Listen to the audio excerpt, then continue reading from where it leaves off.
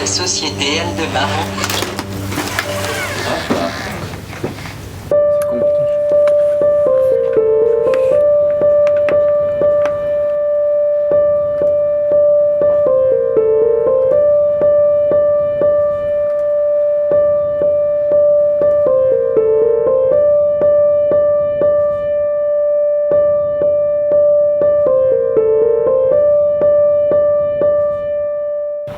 Donc là, je prépare mes boîtes pour pouvoir faire du live à un moment.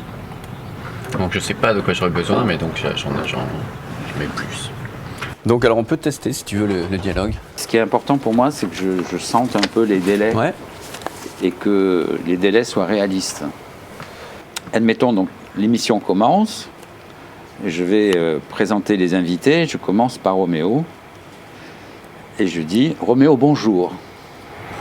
Bonjour Michel Alberganti.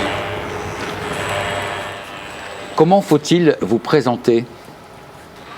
Je suis un robot humanoïde autonome, produit par la société Aldebaran Robotics.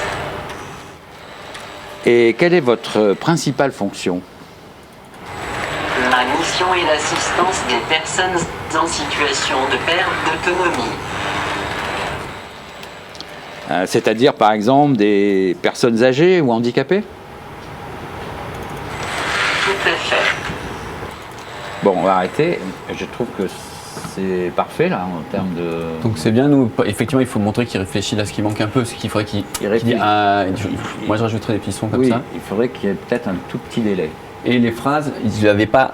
Normalement, il fait un petit exercice de prononciation avant les trucs. Là, il l'avait pas fait, donc il a accroché beaucoup de mots. Et la deuxième fois, ça ira bien. Alors là, je suis en train de chercher, j'ai une petite boîte où il s'échauffe justement la diction, où en fait, c'est une liste de tous les phonèmes classiques qu'il va dire à l'avance. Comme ça, quand il faudra les dire au moment, il les aura déjà dit, et donc ils n'accrocheront pas. Donc là, il n'a pas planté, mais juste, j'arrive plus à me connecter avec mon ordinateur. Peut-être que ça vient du réseau d'ici, peut-être que ça vient de mon ordinateur, peut-être que ça vient de lui. Si cette panne se produit, il va falloir que quelqu'un appuie sur ce bouton. Ouais, mais en fait, non, je suis pas obligé, parce que je peux faire comme ça, c'est moins beau, mais comme il sera assis, ça ira. Mais en vrai, il fait comme ça. Voilà. Il sera assis, donc il n'y aura pas ce problème. Oui. Et ça, cet appareil, il sera à quelle distance? Il sera à 3-4 mètres à peu près. Ça ira, ce qu'on avait dit qu'il serait caché derrière une chauffeuse. D'accord. Donc ça sera un peu plus discret, mais il y a quand même la tête qui va tomber comme ça. J'ai le stress qui commence à monter.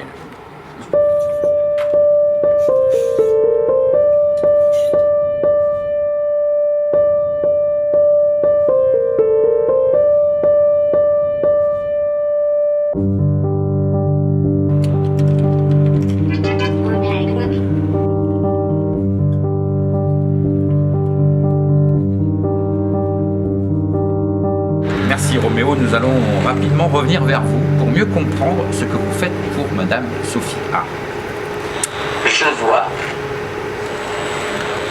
Pas mal. Donc vous avez de l'affection pour elle? Elle me branche souvent. Elle vous quoi?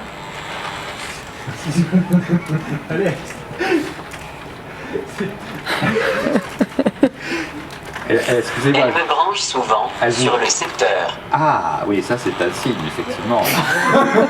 Une grande affection. Et vous jouez à quoi? Ensemble? Il me regarde, c'est impressionnant en fait. Aux questions-réponses. Aux questions-réponses. Ben, ça fonctionne pas mal, hein? Parce que là, on s'est vachement écarté de ce que... Ouais, j'ai fait exprès de pas suivre. De pas lire du tout ce qui était prévu. Je savais pas ce qui était après. C'est vachement bien parce que le délai, moi j'ai un problème technique, c'est qu'en fait, si je lance trop vite une réponse après une de ces réponses, je la perds parce qu'il n'a pas fini la réponse d'avant en fait. Donc il n'a pas mis les bras en bas. Donc moi, je vais accélérer peut-être le retour au bras en bas. Et ensuite, des fois j'ai commencé à taper une réponse et je l'ai envoyée et toi, tu as changé de sujet. Et résultat, ma réponse, elle tombait sur la question d'après, mais ça reste assez réaliste. La réponse est compliquée à élaborer. Veuillez patienter pendant que je réfléchis un peu.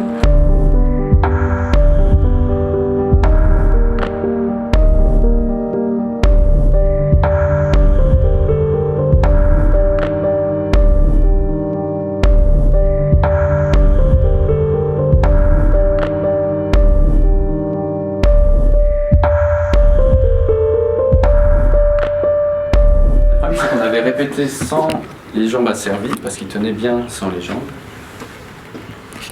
Et donc là, j'ai asservi les jambes pour qu'il soit mieux assis. Et résultat, eh ben, on avait répété avec des logiciels qui étaient faits pour qu'il soit debout, donc il a essayé de se mettre debout. Et comme je l'avais accroché avec la corde, eh ben, il a un peu tordu la corde, et puis voilà, il faut que je recommence la mise en place assise. Voilà. Ma mission est l'assistance des personnes en situation de perte d'autonomie. Et vous travaillez déjà chez l'une de ces personnes, Roméo? Tout à fait. Est-ce que Madame Sophie vous éteint souvent, Roméo? Non. Très bien, savez-vous pourquoi? Car elle aime ma compagnie. Et si elle était malade, Roméo, est-ce que vous pourriez l'aider et aller chercher vous-même une bouteille dans le réfrigérateur? Ah oui, d'accord. Est-ce que vous pensez que les humains peuvent avoir peur de vous, Roméo? Non, je ne crois pas.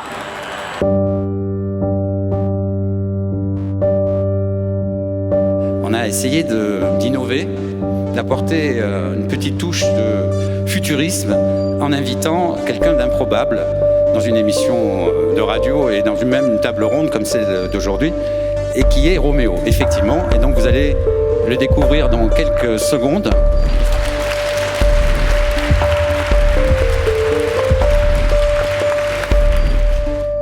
Est-ce que vous travaillez déjà chez l'une de ces personnes, Roméo? Tout à fait, Michel.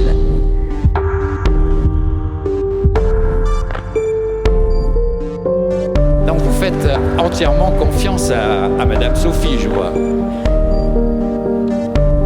C'est important qu'elle pense que je lui fais confiance.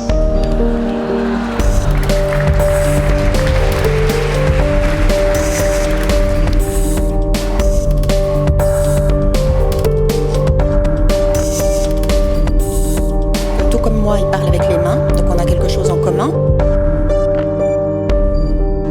Donc il y a toujours un homme derrière la machine.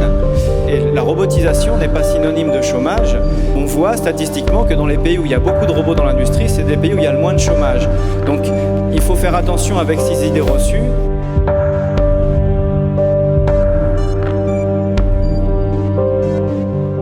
Plus j'avance dans les recherches en robotique, plus je peux vous garantir que je ne suis pas une machine. Merci à vous.